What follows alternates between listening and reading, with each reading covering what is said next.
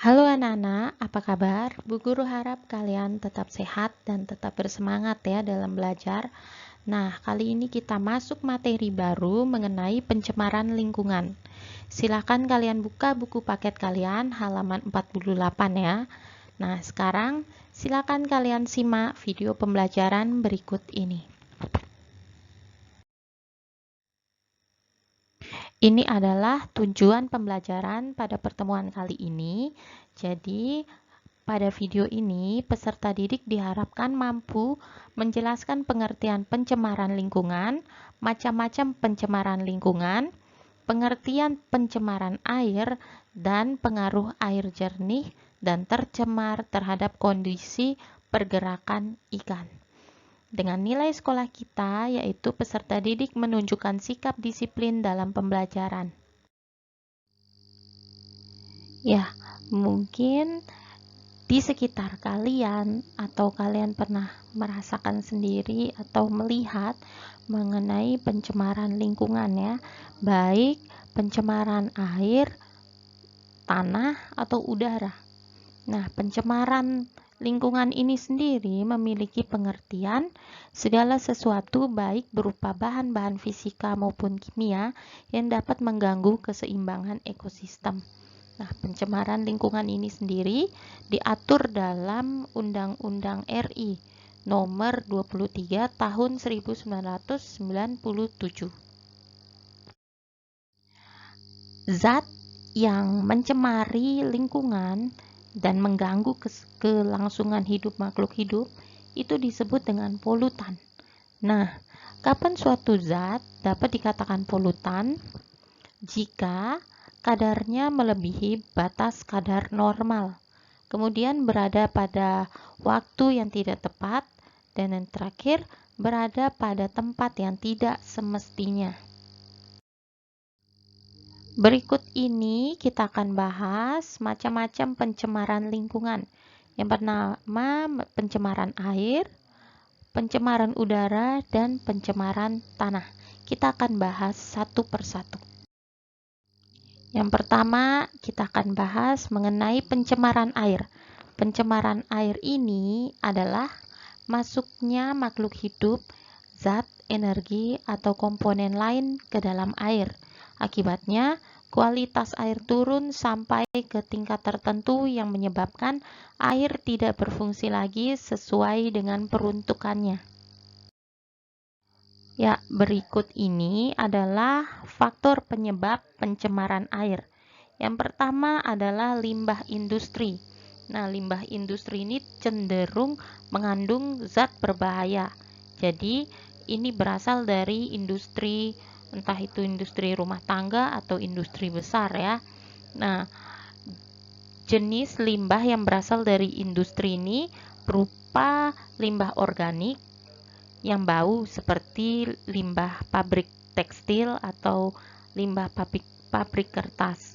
Nah, kemudian selain limbah organik, ada juga limbah anorganik berupa cairan panas, berbuih, dan berwarna serta mengandung asam belerang berbau menyengat seperti limbah pabrik baja, pabrik emas, pabrik cat, pabrik pupuk organik, atau pabrik farmasi. Berikutnya adalah limbah rumah tangga. Nah, limbah rumah tangga ini biasanya kalian bisa dapatkan di dalam rumah tangga sendiri, di pasar, perkantoran, rumah makan, penginapan, dan sebagainya. Nah, kegiatan-kegiatan di tempat tersebut akan menghasilkan sampah atau limbah. Nah, itu disebut dengan limbah rumah tangga atau yang berasal dari perumahan atau berasal dari hasil samping kegiatan perumahan. Nah, dibagi menjadi beberapa limbah ya. Limbah yang pertama, limbah organik, itu seperti kulit sayuran, buah, sisa makanan, kertas, kayu. Nah, seperti itu. Kemudian limbah anorganik seperti besi, aluminium, plastik, kaca, kaleng bekas cat, dan minyak wangi. Seperti itu. Yang berikutnya adalah limbah pertanian. Nah, limbah pertanian ini sebenarnya tidak menimbulkan dampak negatif pada lingkungannya, tetapi dengan digunakannya fertilizer sebagai pestisida kadang-kadang dilakukan secara berlebihan sehingga menimbulkan dampak negatif pada keseimbangan ekosistem. Berikut ini adalah dampak pencemaran air. Yang pertama, penurunan kualitas lingkungan. Hal ini menyebabkan meningkatnya mikroorganisme atau kesuburan tanaman air sehingga menghambat masuknya cahaya matahari ke dalam air. Nah, hal ini menyebabkan berkurangnya kandungan oksigen yang terlarut dalam air sehingga mengganggu keseimbangan ekosistem. Yang berikutnya adalah gangguan kesehatan. Nah, dampak dari pencemaran air ini akan mengganggu kesehatan kita juga, seperti munculnya virus, bakteri, protozoa atau metazoa yang mengganggu tubuh kita ya, kesehatan tubuh kita, seperti misalnya kalau bakteri E. coli emang ada di tubuh kita, tapi kalau jumlahnya besar atau banyak, maka kita akan merasakan sakit yang namanya diare atau disentri. Berikutnya, pemekatan hayati. Yang berikutnya, mengganggu pemandangan. Nah, kalau numpuk sampah-sampah di sekitar kita kan bakal tidak enak ya kita pandang. Selain tidak enak dipandang, juga menimbulkan bau seperti itu. Dan yang terakhir, mempercepat proses kerusakan benda. Nah, ini adalah dampak-dampak dari pencemaran air. Berikut ini adalah cara penanggulangan pencemaran air. Yang pertama, pembuatan kolam stabilisasi. Nah, kolam ini jadi air limbahnya diolah secara alamiah untuk menetralisasi zat-zat pencemar sebelum air limbah dialirkan ke sungai. Berikutnya ada IPAL atau instalasi pengolahan air limbah.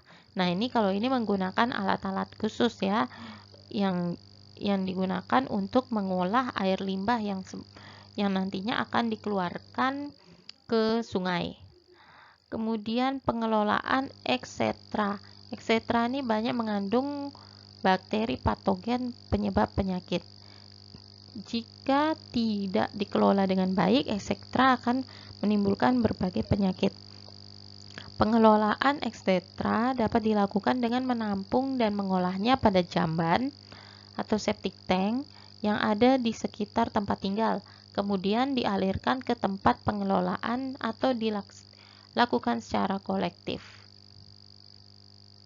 Nah, itu tadi pembahasan mengenai pengertian pencemaran lingkungan dan tentang pencemaran air. Nah, untuk pertemuan berikutnya kita akan bahas mengenai pencemaran udara dan tanah.